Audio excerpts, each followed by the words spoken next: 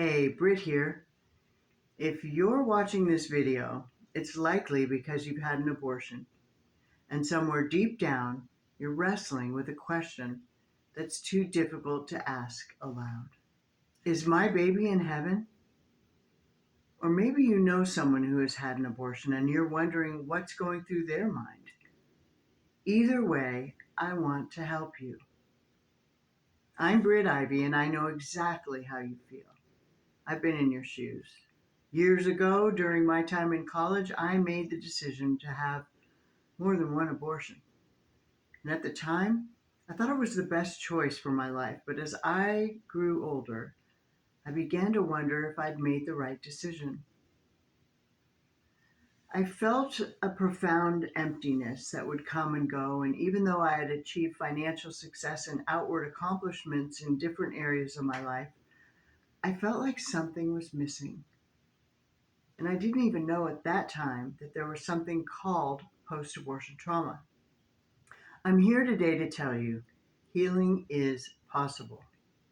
If you're struggling with any haunting questions, whether it's about your baby or the feelings of regret and emptiness you may still carry, you are not alone. Together, we're going to dive deep into these emotions, acknowledge them, and walk through a process that will help you rise above your past and thrive in ways you never imagined. And this video is for women like you who want to take control of their emotional well being, find peace, and ultimately move forward without the weight of regret. Let's start with one of the most common questions that many women ask themselves after abortion. Where's my baby? Is my baby in heaven? Now, I know for me, when my baby was gone, I experienced an overwhelming feeling of loss. Now, not at first, it took years, but I did. And this is something so many women who have ended a pregnancy can relate to. And I want you to know this is normal. For me, I denied my shame. I denied any emotions other than I'm fine, I took care of it, and all is well. And I buried any thoughts that issues that arose in my life that were problematic had anything to do with that choice that I made. You see, I didn't realize my identity in my subconscious was operating from the choices I made, not from my conscious decisions. You made this decision, sure, but that doesn't erase the emotional and psychological complexities that come with it. Again, in my own experience, I didn't know how to process the grief I was feeling after my abortion, so I denied it. I did anything not to feel. Drinking, smoking, shopping, partying became a way of life for a while. And then when that didn't work any longer, I became a workaholic. And then when that didn't work any longer, I started picking relationships that, in retrospect, were harmful to me. I buried it, thinking that success in other areas of my life would somehow make the pain disappear. So I dug into my goals and traveled, moving, relocations, different relationships, anything I could do to somehow make that pain disappear. Because it was fleeting. I figured one of these days it wouldn't fleet back, but it didn't. Many women, even those who have achieved tremendous success in their lives, feel similarly. They've built impressive careers, bought homes, raised families.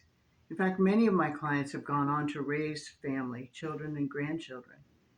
Yet there is this quiet emptiness that lingers, a sense that something is missing. It can feel like the weight of the past, particularly decisions made in youth, and it keeps them stuck in a place of emotional limbo. One of my clients, let's call her Anne, didn't realize this was going on until she had her third child in her marriage. And when she was able to process this past regret and other lingering emotions, she realized that generational effects would stop and she wouldn't keep passing down the enormous weight of the secret that never even had to be said out loud. And perhaps for women like you who wonder about the eternal fate of a lost pregnancy, there's an important truth to understand. Healing is not about finding concrete answers all the time to the what ifs of the past. It's about finding peace where you are right now and where you can go moving forward. Now, if you grew up in a Christian faith, you might have been told that by having an abortion, you're condemned and that you condemned your baby. I don't believe that.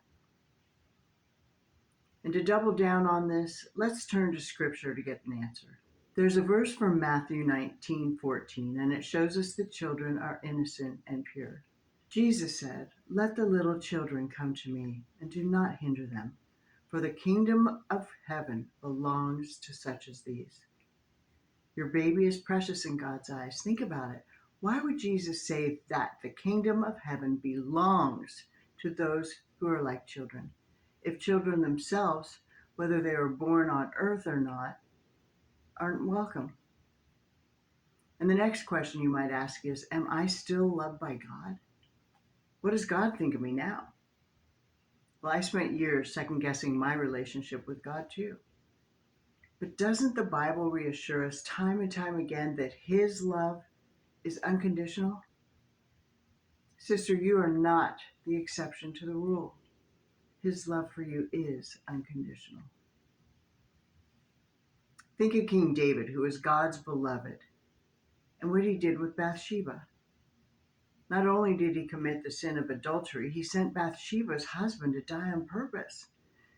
And I promise you that you will find that God has already seen every sin there is, and He loves all of His children anyways. And that means you. I'd like to share with you a beautiful story that has brought me comfort, and I believe is real. My baby went to God in heaven and said, "Father, Father, how come I never got to meet my mother? How come I never got to meet her on earth?" And he turns to the child and says, "I don't remember." So if God's forgiveness is deep and lasting and is from the east to the west that far, that forgiveness is for you too. That leads into our next question. Will God forgive me? Again, we're going to go to scripture to answer this question, because 1 Peter 2:24 says, "He himself bore our sins in his body on the cross, so that we might die to sins and live for righteousness. By his wounds you have been healed." You see, Jesus already paid the price. And if he is an all-knowing God, then we can know that he knew you would have this abortion, and he forgave you the moment it was done. You've spent so much time torturing yourself when really all God wants is for you to have peace. It's time to let go. And one more thing. I promise this applies even if you've had more than one abortion. Because often whatever sin we struggle with is going to be the one that we repeat. Humans are creatures of habit, which means that a lot of the time we don't learn after the first time. Just look at me. Now, the next question might be something along the lines of, how can I forgive myself? And believe me, I know how hard that can be. I literally spent decades facing the emotional consequences of abortion and decades more trying to heal. It's a process. But you're watching this video for a reason, and it's because your healing journey has already started. You're on the right path, and that's what matters. And forgiving yourself is kind of like grieving. This is a wound that becomes smaller over time, but that doesn't mean you'll necessarily forget about it. That may happen. But you're always going to grieve your baby and wish you could have had more time with them. But over time, your feelings of anger towards yourself or disappointment, they'll diminish. And your grief, one day, can turn to joy that you get to see your baby again in God's heavenly kingdom. Let's move on to another question. How do I reconcile my faith with my experience? You might ask yourself, if I really believed in God, wouldn't that have been enough to stop me from getting an abortion? Well, that answer for me was no. That's not necessarily true. Think back to the moment when you discovered you were pregnant. What were your feelings in that moment? I know that I was terrified, and those emotions can be blinding. So, of course, we're going to ask ourselves later, why didn't I ask God for help? Or get over my fear and tell my family? Why didn't I follow my beliefs? Why didn't I do more research? And these are all valid questions to ask because, yes, those are things you would have done if you had been thinking straight. But you weren't. You were afraid. And when we act out of intense fear, it's not logical. Understanding this is a crucial part of forgiving yourself. And when I began the journey of forgiveness, I started with small steps. I had to forgive myself for the decision I made. I had to stop seeing myself as the woman who killed my baby and instead embrace the woman I was becoming, a woman of power, peace, and healing. It wasn't about forgetting or pretending like nothing had happened or not taking responsibility for my decision. It was my choice. It was about choosing to step into a new identity, one that wasn't defined by past mistakes. And this is going to surprise you. But a huge part of forgiving yourself is actually forgiving other people. For example, the longest time I harbored anger for the friend who suggested I get an abortion in the first place. For a while, I blamed her.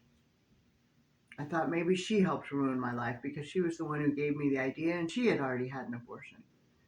So, in order to forgive myself, I had to forgive her and realize they were only trying to help. We were kids trying to make sense of what was going on in our lives. Again, not an excuse, just acknowledging that. I realized later she was struggling from the same symptoms of post abortion trauma that I was. Now, you may not have someone in your life who suggested you have an abortion or pressured you into it, but you may. You may have come to that decision on your own. But if there's anyone you are holding anger toward, it's getting in the way of your healing.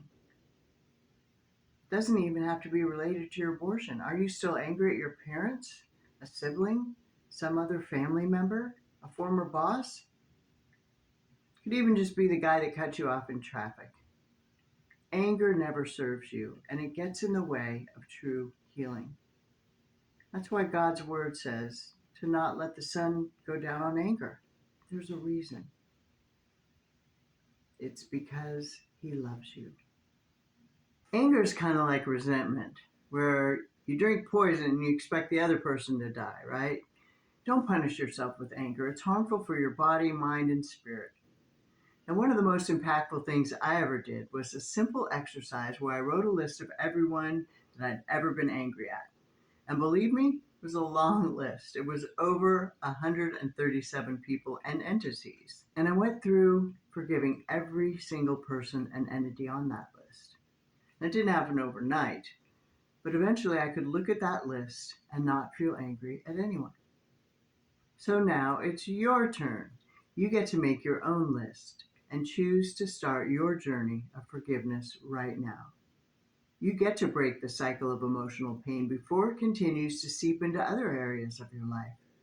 If you choose to take control of your healing now, take a new path, you can step into a future where peace, joy, empowerment, and thriving are your new reality.